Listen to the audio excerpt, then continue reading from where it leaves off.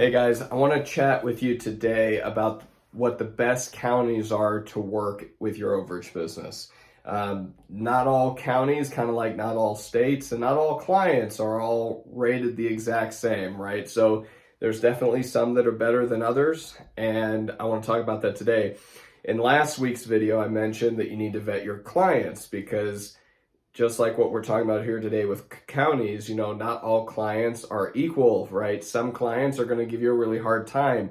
Some of them are going to bring a lot of unwanted problems, such as liens. And if they're not truthful with you, for example, if they're not going to be honest about certain things, it can be very, very, very difficult to work with them, right? So you want to vet your clients. In a similar way, you want to vet your counties. I have worked counties that were cities. I've worked counties that were more rural. I've had some rural counties be awful. The country counties, they were awful. And then I've had city counties that were awful, and vice versa. I've worked cities that were great, and I've worked some more country areas that were amazing as well. So what is it? What makes a great county to work in this business? Well, I got to tell you, because this is coming entirely off of a true story here. I just filed and I mean just like within, I want to say it was a week, 2 weeks ago.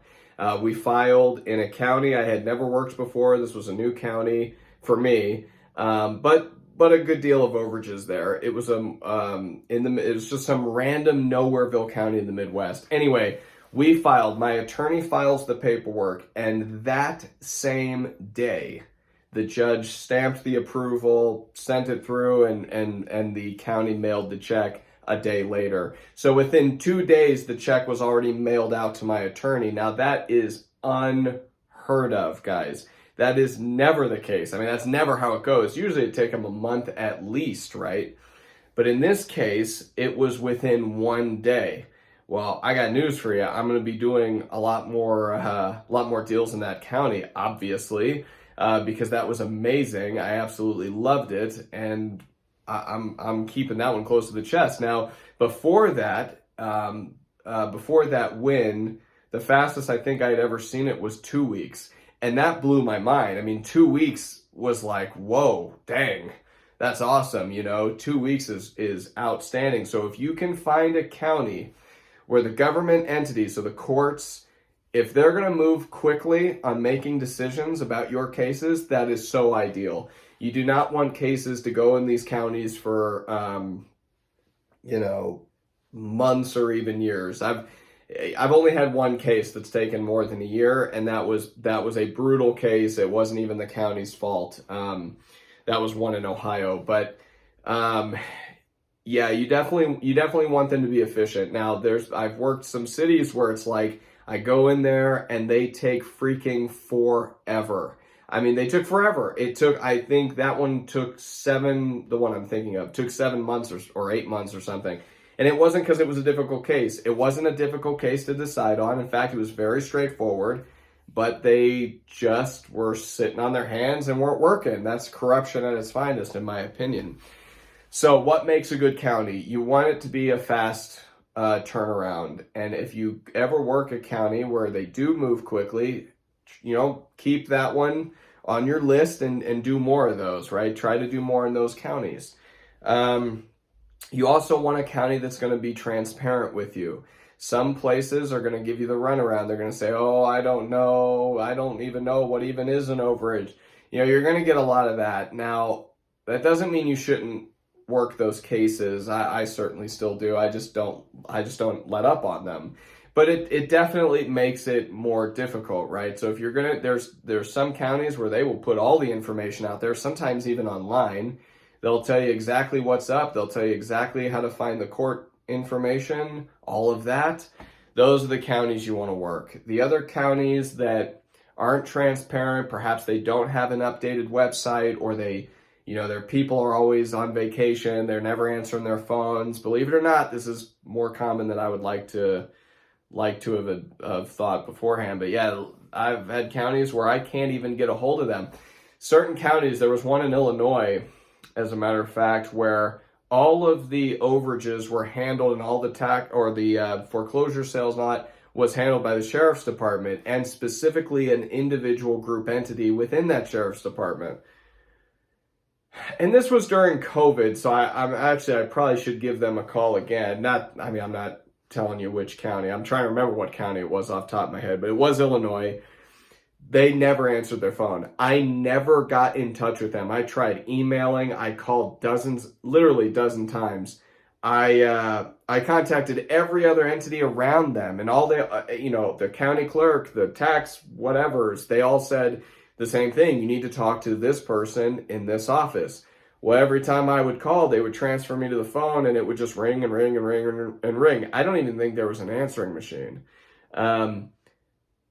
Basically, to make anything happen in that place, I would have to fly out there, bang on their door, and say, what the hell? Like, are you guys going to help me out or what? Like, where is this person? Why are they never at work?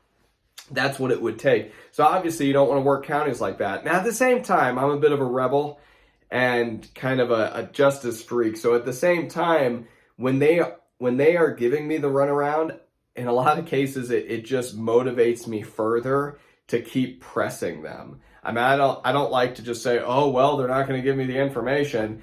Time-wise, though, and when you're first starting out, you're going to want to get deals going. So you don't want to waste time with these counties that aren't helping you out. If they're not going to talk to you, if they're not going to give you the info you need, then you're hosed. You can't work with them. So go to a different county. When you get more established, fight the good fight and press them, because honestly, they shouldn't get away. I mean, it's not just unethical. I mean, it's borderline illegal when they do that. So you don't want to let up on that. Is my point. But okay, back to the topic at hand. Good counties: speed, transparency, willingness to help you out and give you the information you need. Those are all very important. Honestly, I would say those are the top three by far. If I come up with more, I can do more videos on it. But frankly, you want those three things. If you've got those three things, you're set. You know, some counties, like some in New Jersey and some other, like they are very, very slow to give you anything. That, my friends, is corruption at its finest, especially if it's being done by the government. If you're in a non-judicial state and you're working with trustees, it's usually not the government that's the problem. It's usually the attorneys that are the problem. And in that case, you'll just need certain documentation to send them to say, give me the information you have. You know, they'll give it to you. And you work through it that way. You know, it's public information at that point.